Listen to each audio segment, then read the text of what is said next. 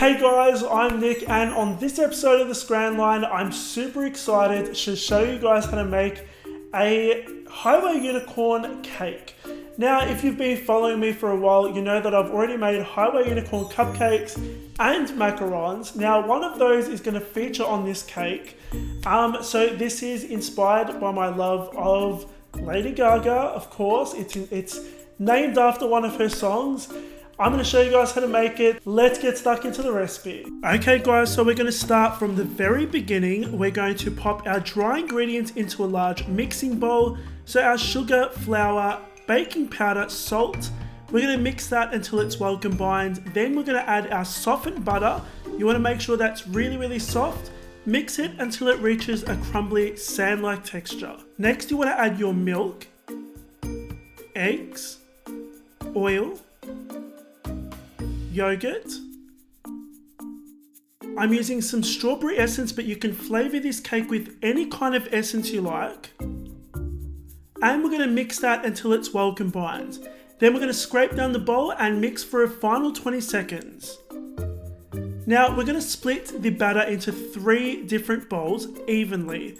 To one we're going to add pink and mix that until it's well combined. To the purple, we're going to add pink and purple, mix that.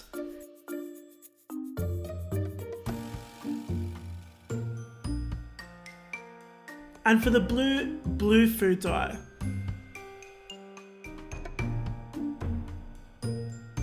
I'm using an 8-inch cake tin. I'm going to spray it with some cooking oil, and we're going to add some baking paper at the bottom and just brush that with a pastry brush, just so that you don't have weird bubbles when you bake your cake. And I'm going to add little random dabs of each coloured batter until we've filled each of our baking tins about 3/4 of the way. Now you'll be filling up 3 baking tins. Once your cakes have baked, you want to let them cool down.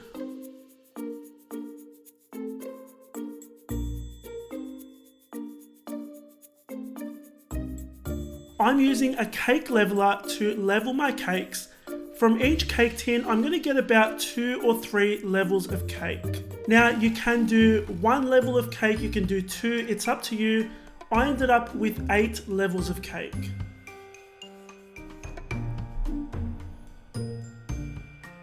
Now we're going to start off with our crumb coat.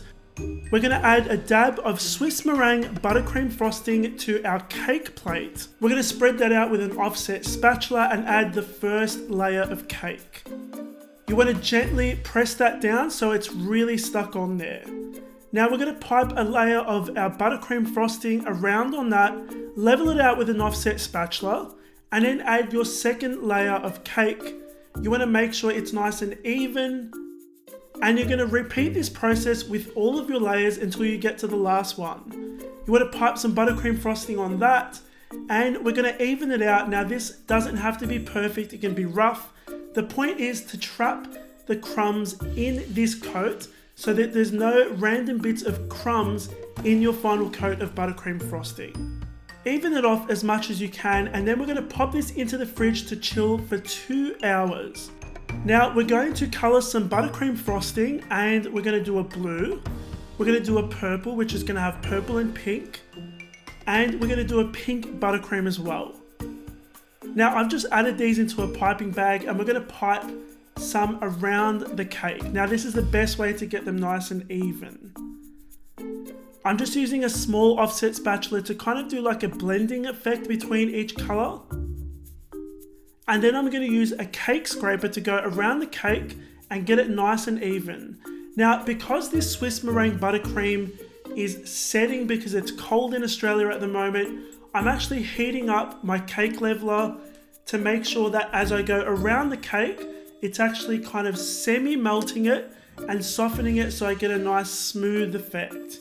If it's warm where you are, you probably won't need to do this. We're going to level off the top with a cake scraper. We're going to cut the excess frosting, and we're going to pop this in the fridge for an extra 2 or 3 hours to chill completely. Now these chilling steps are really important. You don't want to skip them, otherwise you can end up with a cake that kind of squishes and falls in on itself. Now I'm going to add some sprinkles at the bottom of my cake. I'm using some confetti sequins, and I'm also using a sprinkle called Purple Pony Party, and I got that from a website called Fancy Sprinkles. I'll leave the link for that in the box below. Once I've done that, I'm actually going to pipe some chocolate sauce, and I have the recipe for that on my website, around the top of the cake. We're going to let this chill for an hour because we want it to set completely, because we're actually going to paint it gold.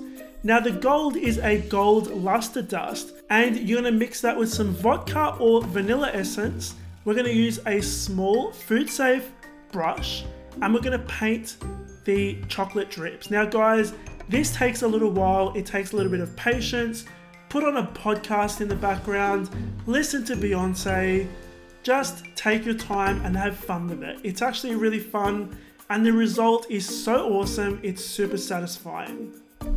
Now, I'm not perfect with this. I'm being as good as I can with it, trying to paint within the lines, so to speak. Just do your best. It doesn't have to look perfect. People are going to be more concerned with how this cake looks and tastes as well. We're almost getting to the end, so I'm actually going to pipe some buttercream at the top. I'm using a Wilton 1M tip. Now you guys know I'm all about the high frosting, but you can make them as low as you like. And surprise, surprise, I'm using some of my macarons that I've made before. These are my Highway Unicorn macarons. You can find the recipe for it on my YouTube channel and on my website.